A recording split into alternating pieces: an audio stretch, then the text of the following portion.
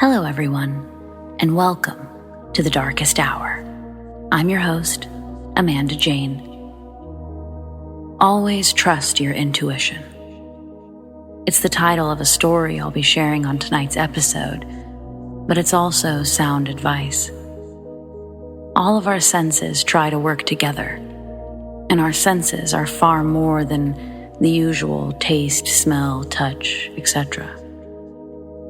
When we listen to our bodies, and we listen to that voice in our head, we're following our intuition. Sometimes we're almost on autopilot as we follow the process. It can be taking action against something or someone, or simply taking action to avoid something or someone. Put more dramatically, but still rooted in truth, following our gut can literally save lives. But you don't have to take my word for it. You can listen to the stories of others and feel the truth behind the words. So, let's get started, shall we?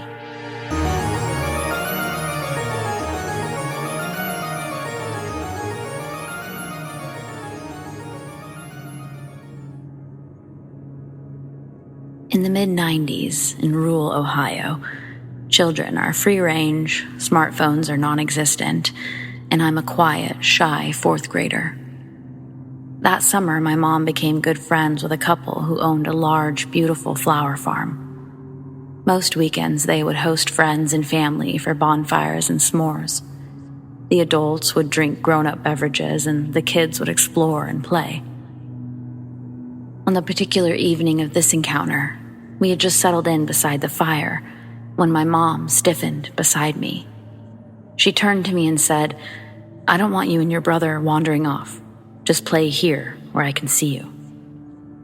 Now, this was unusual and kind of a bummer to my kid self, but she was regularly so lenient that I begrudgingly went along with it. After our s'mores were eaten and before the sugar rush ensued, my mom gathered us to wash our hands. Once again, this seemed odd.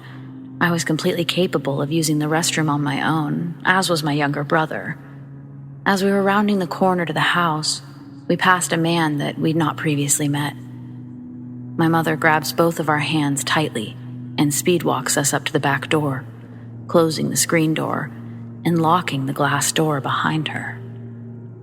In my memory, she was composed, but she later told me that she felt breathless and panicked, like a wild-eyed animal. Not long after, we hit the road to get home for bed and church in the morning. I remember thinking that I wish we could stay and play longer, or even camp there overnight like we did sometimes. But oh well, my child mind did not connect anything odd about the whole situation. It would be many years later, when I was an adult, that my mother would tell me a story I'll never forget. She remembers all the same details, the bonfire, the s'mores, the sugared up kiddos, and the sticky marshmallow hands. But she also clearly remembers the sudden feeling of inescapable dread in the pit of her stomach, and the hackles rising on the back of her neck. Even in front of the bonfire, her blood ran icy cold. She told me that all she could think was, "It's time to go. We need to get out of here." She said it was the most persistent feeling of urgency she's ever felt. She then told me that the next day at church, she asked her friend who the new man at their home was that night. He replied, "That is my brother. He just got released from prison for child molestation and assault. He and I have never gotten along, but he has nowhere else to go. I asked him to go somewhere else for the evening, but he just showed back up at the house. No warning. I would never have allowed him near children." Her jaw almost dropped to the floor. She told me that before she'd even seen him on the way back to the house, she felt his presence.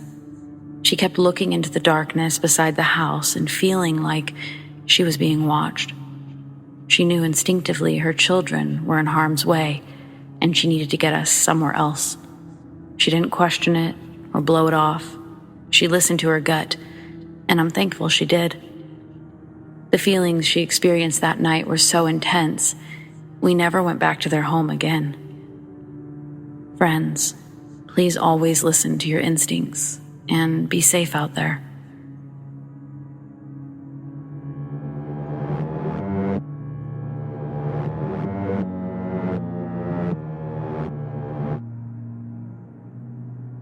I was hiking in the Olympic National Forest a few years ago, by myself and my 2 dogs. We were 4 days in, and around 20 miles at least, as a crow flies from even a known mountain road. I was camping around 7,000 feet that night, or right where the tree line started thinning out.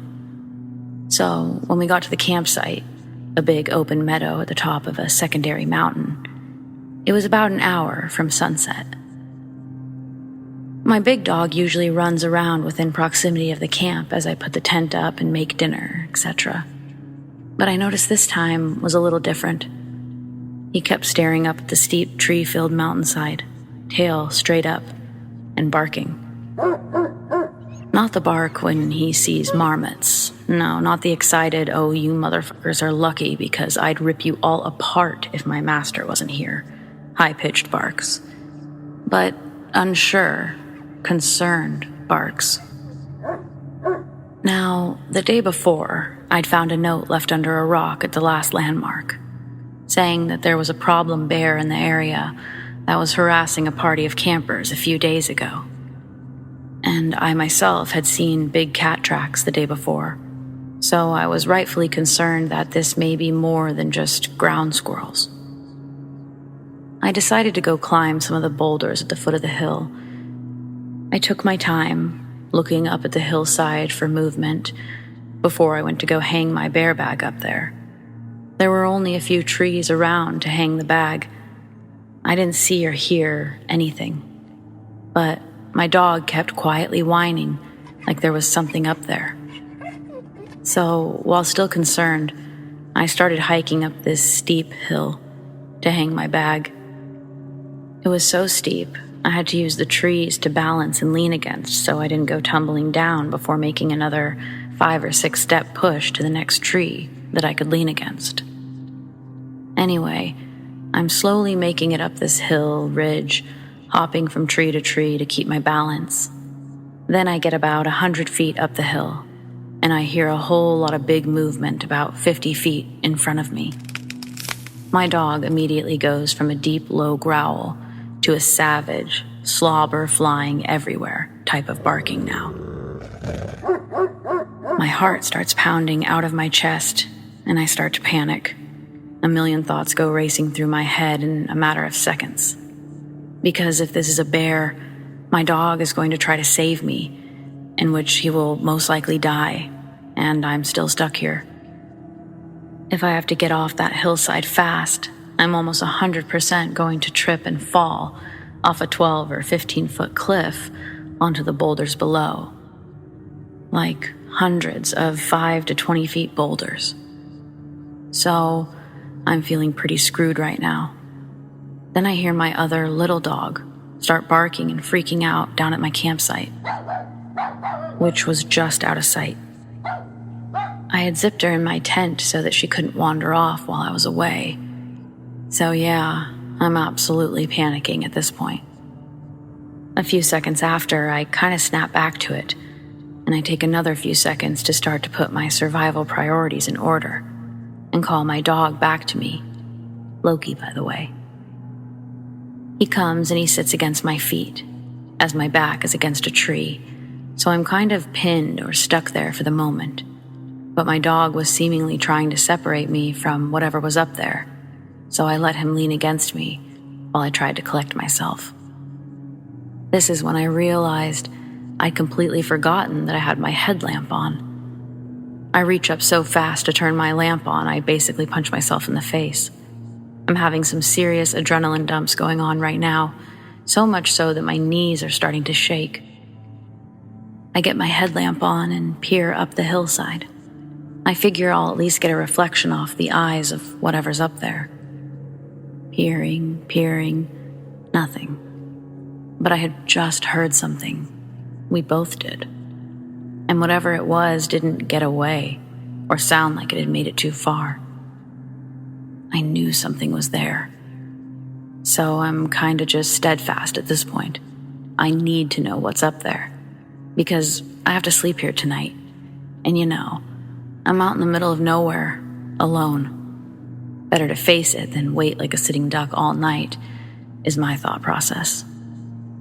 So yeah, I'm looking up this hill, and at one point my dog lunges forward, unpinning me. He does a fake bluff charge up the hill, about 15 feet. And I mean, he's snarling and foaming at the mouth at this point. As he does this, I finally see movement. Something moving up and breaking the line of the horizon. My dog's bluff made whatever it was blow its cover, so I'm zeroed in. I call my dog back and silently watch. And what I make out makes my heart completely drop. There was a man crouched about 75 feet directly in front of me, wearing not camo clothes, but some raggedy shit with a hood that blended into the environment perfectly. Actually, almost like a makeshift ghillie suit, but with his face exposed. I couldn't see his eyes, and his face was covered in dirt or something, but I knew we were staring right at each other at that moment. So I stare for what seems like minutes. No words. I felt like I was trying to subconsciously convey that I was going to stand my ground. I wanted him to know I saw him, but I guess I was just too shaken up to speak. As I'm staring, my little dog back at the campsite started to bark her head off again, like she was scared. And I also had to get off that hill before total dark, or I could be seriously hurt or risk dying trying to get back down. So carefully, I start heading down the hill with my dog, who doesn't want to leave but listens. Periodically, I would stop and put my back against a tree, holding me up, and look in that direction again, just to make it even more clear I saw him. And eventually, I make it down to the boulders at the bottom. By the time I finally jumped down and hit the boulders, my little dog had stopped barking. I could only see the top of my tent from the bottom of the boulders. I thought that she was just barking to bark. Dachshunds do that. Or just barking back at my other dog. But when I got there, my little dog had somehow got out of the tent and was walking around the camp growling, with her tail sticking straight out. Still trying to hold it together, I thought, okay, maybe she just got her nose between the zippers and worked her way out. But I was positive that I had zipped it so the zipper tab opening was at the very top of the tent door, out of reach. So in a mixture of being terrified, pissed off, and the feeling of needing to do something, I reached into my day bag and I pulled out my .40 caliber. I fire a single shot into the air as the sun was setting. I climb into my tent without eating, and I lay my gun next to me until first light. As soon as the sun came up, I was packing my shit and leaving, heading back down the mountain. It sucks. It was all downhill back, but I still couldn't cover the ground to get back to my car in one day. It was dark by the time I made it to the last camp, about 4 miles from our vehicle. But thankfully, there were other people there. We sat around a fire that they'd made, and I felt pretty relieved and safe. They start to tell me how they're planning to head that way, where I was the night before, in the morning. So I tell them my story, in detail. Needless to say, we were both walking back to our cars in the morning. Screw all that. The thing that still creeps me out to this day is when I got home and I started reading reviews of the same hike I was on. Other people had had similar experiences like mine as well. Even a man found dead from a fall around the same boulder range 2 years ago. And a woman found murdered last year.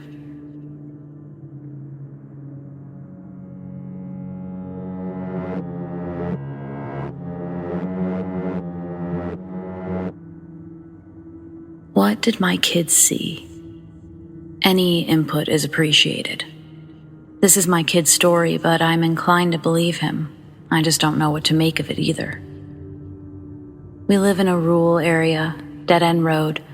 We walk it daily, so we're very familiar with the scenery and the neighbors' habits. He likes to look at the stars, so he went out for his last walk around 9 p.m. Came in, out of breath. I thought maybe he'd heard coyotes and they spooked him. He said walking past a group of trees, he thought he saw movement, so he shined a flashlight that way, and he saw a gray face peeking at him from behind one of the trees. After Googling, he showed me a picture of a rake and said that it looked very similar, but smaller eyes that reflected green. He thought at first it was a deer, but he couldn't see the rest of the body as he walked, and it didn't move, just kept watching. He said he walked as calmly as he could and watched it from the corner of his eye for as long as he could, discreetly. And as soon as he got to our immediate neighbor's house, he ran. I wanted to call it a deer, but those trees have no tall brush around them, and 3 or 4 feet or so between each tree, so you could easily tell if a deer was standing there.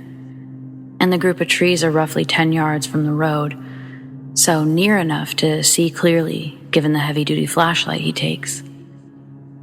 We went out tonight to see if we could see it, but nothing. Not that I wanted to, but he insisted. He needed to stumble upon it again with a witness for validation. I'm more live and let live. You stay out there and I'll stay in here. But it's really bothering him. And things have been strange around here lately. So, any ideas?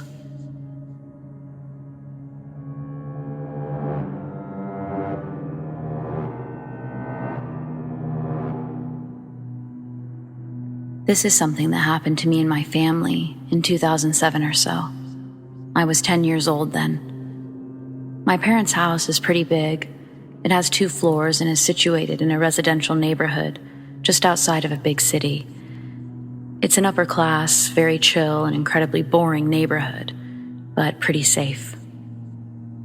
Okay, back to the story. One night before going to bed, my dad went to check if the front door was locked. But he must have been very tired that night because instead of locking it, he unlocked it. At that time, my grandma was living with us, and her bedroom was the one on the ground floor. My sister and I, as well as my parents, had our bedrooms upstairs. As you walk through the front door, you step into the hallway, which leads to my grandma's bedroom on the left, and also the kitchen next to it. If you make a right, you walk into the living room where you can go up the stairs onto the other floors. When entering the living room, you have to take a big step downward, like going down the stairs, but there's just one step.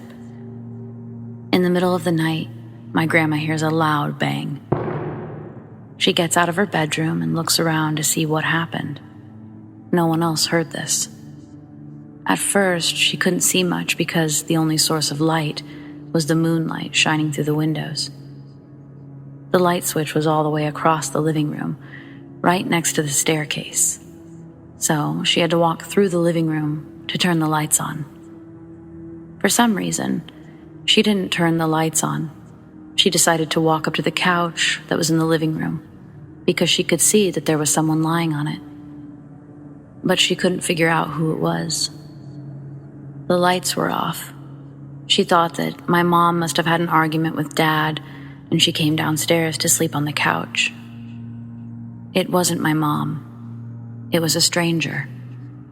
The loud bang she heard was this person falling off that step that led into the living room. You wouldn't expect it to be there. You'd just think that it was flat ground. So they fell pretty bad. It just didn't cross her mind that it could be someone who broke into our home. Who breaks into someone's house and decides to sleep on the couch? It's so random. So my grandma goes up to this person, still thinking it was her daughter, touches them gently, and asks what's going on. Why is she sleeping there and not in her room? The intruder is a woman in her 50s. She mumbles some random words, and Grandma realizes immediately that the woman trying to sleep on the couch wasn't my mom. She also reeked of alcohol. At that point, my grandma goes upstairs to my parents' bedroom and tells them that there's a stranger sleeping on the couch in the living room. My parents freak out, and my dad proceeds to take his sword off the wall. My mom was hanging onto my dad from behind as he slowly walked downstairs with the sword in his hands. He tapped the woman with the sword while she was still laying there drunk, out of her mind. He began shouting at her and asking her what she was doing in our house. She was barefoot, and it was winter at that time, so she walked in the snow without shoes. At this point, my dad realizes that it's just a homeless person seeking shelter, as it was very cold outside and she wasn't properly dressed for it. She was scared and was begging my dad not to hurt her. They eventually called the police, and they took her with them. I don't know what happened to her after that, if she was arrested or not, but we never saw her again. My sister and I slept through this whole mess, which is a bit concerning, and our parents told us what happened the next morning. It was a bit unnerving thinking that if my grandma wouldn't have heard that loud bang, who knows what this woman would have done while we were all sleeping.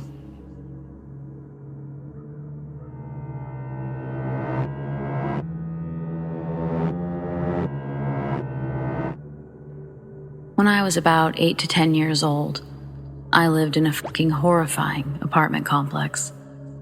So I'll tell one of my supernatural, paranormal stories that really freaked me out. So I'd just gotten to bed, and I made sure my curtains were closed all the way because I was terrified of being able to look out my windows while laying down. I always had a hard time going to sleep, but that night was different.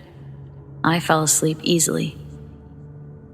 But I woke up in the middle of the night, I think. I remember I couldn't check the time because of how scared I was. When I woke, I kind of squirmed around and then finally opened my eyes. I noticed it was really dark.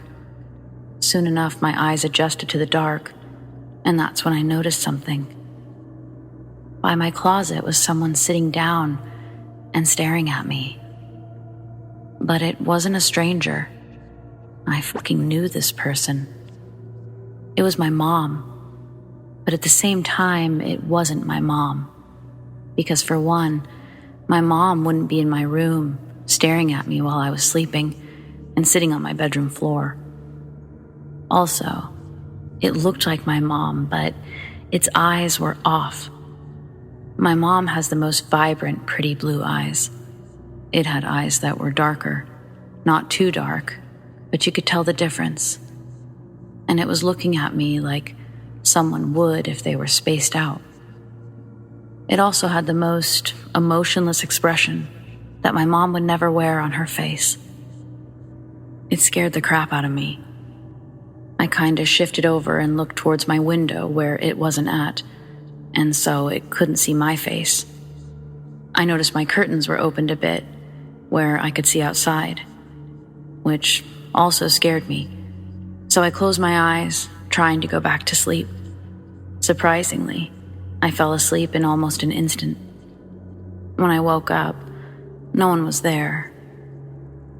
I didn't tell anyone about it until weeks later, and I told my mom during laundry when I noticed a shirt. It was the shirt that the thing was wearing. My mom kind of freaked out, and she told me to tell her stuff sooner.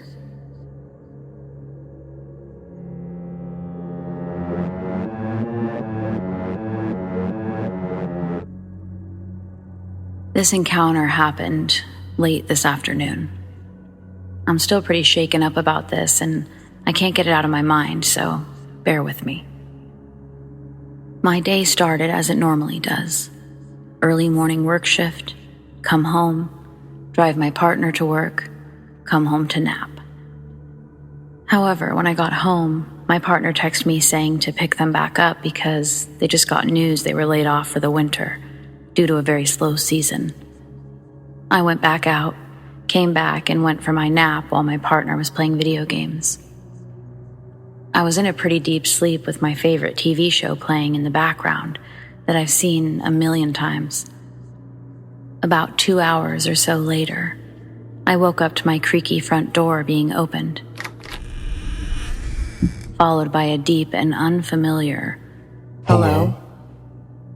I listened intently, as I thought it could be my partner's friend who often stops by. I didn't hear anything further, so I shrugged it off to my TV, and I tried to go back to sleep. Shortly after that, I hear my partner open their bedroom door. I hear them yell, "Who the hell are you, and why are you in my house?"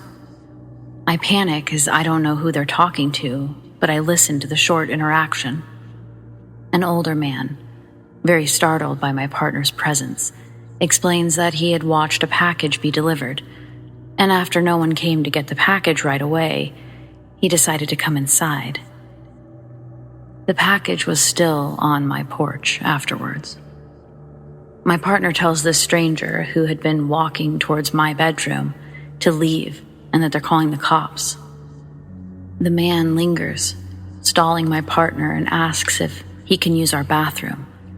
They say, "No, get out," and the man slowly makes his way out and drives away. We called the police immediately after he left, giving them his and his vehicle's description. I called my neighbor to let them know and keep an eye out, and he informed me that when he came home 2 or 3 hours earlier, that vehicle was parked at the end of our street, and when he drove by, the man covered his face. I can't stop thinking that this man knows my schedule and has targeted me for something, but I'm so lucky that today, of all the days, I was not home alone.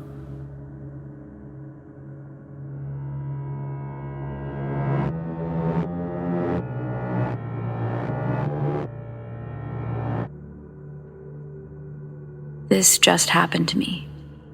I'm walking to my car, and a sheriff's car is honking and driving by me. I'm thinking the sheriff needs to enter the driveway of the hotel that I'm crossing, so I move out of the way. He motions again, so I cross the driveway, and he follows me. Then he motions me over, all while his windows are up. I remove my earbud and I start walking closer. He rolls his window down and says, "Get in." And I'm like, "What?" He says again, "Get in the car."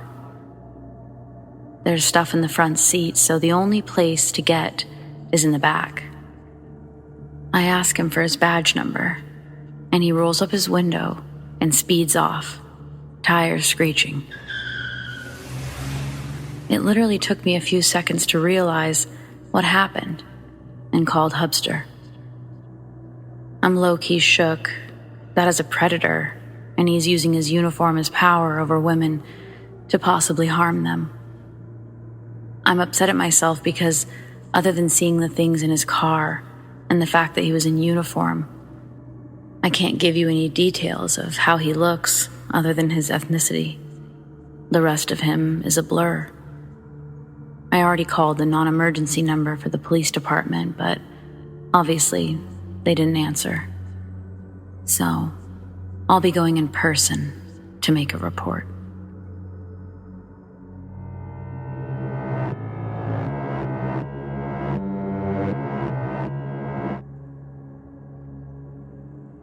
I grew up on a small farm in south-central Pennsylvania. Our house was built in the mid to late 1800s and had several occupants before my parents moved in, one of which we believe stuck around after death.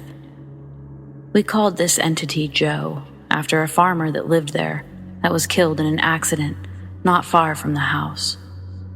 Both my family and several friends had seen Joe around the property. Joe would appear in a window of the old barn before the barn was destroyed. He would also make his presence known around the house, moving things, whispering, and occasionally manifesting himself for people to see. He appeared for a group of people that we had visiting in the early 90s. This was faculty from a boarding school my mother taught at. Several of the teachers asked who the old man standing on our second-floor balcony was. They all thought that he was a new teacher at the school, but when they asked my mom and went to show her the man, he was gone. My first time seeing Joe was also in the early 90s. I had heard him and seen things moving on their own since I was a kid, but never actually saw him before. This was when I was in high school. Maybe grade 9 or 10, I was homesick for the day. My parents were both at work and my brother was off at college. We lived at a crossroad in a 2-story house on 5 acres of land. At the time, we had a small barn with a large pasture for several sheep and goats. The windows of my second-floor bedroom overlooked the barn and pasture to the north and the crossroad to the west. Anyway, at one point in the early afternoon, a noise caught my attention and I peeked out the window to see what it was. The animals had somehow opened one of the gates and escaped the pasture. I groaned and got dressed to get them back into the fenced area. I was sick and did not want to deal with this. Before leaving my room, I looked out the window again, and to my surprise, saw a man herding the animals back into the pasture and latching the gate. He was older, maybe in his 60s or 70s, wearing glasses, black pants, and suspenders, with a white button-down shirt. When he was done, he turned to look directly at my window, smiled, and waved, then started walking toward the road. I watched him walk off in disbelief. When I couldn't see him anymore from that window, I went to the other window to see where he was going. He had disappeared. There was no sign of him walking down the road, and there was no vehicle that he could have arrived in. There was also no time for him to have gotten into a vehicle and driven off. He was just gone. I haven't seen Joe since then, but my parents still live there today and report that he's still around, making his presence known with his whispering and playful moving of objects.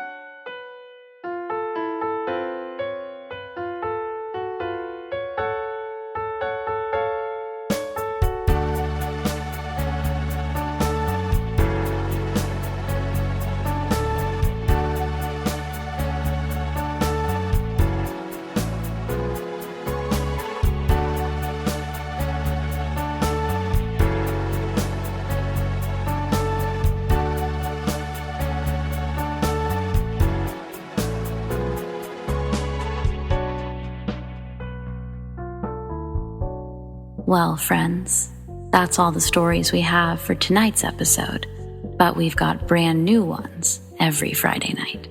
So be sure to hit that subscribe button, tap the notification bell, and tell all your friends. Don't miss next week's episode. It's our Christmas special. And in spirit of the holidays, I'll be making it an extra long one. Big thanks to everyone for listening, and also to everyone who shared their stories. Do you have stories like these? I'd love to share them. Send them to me, amandadarkesthour@gmail.com. Stay spooky.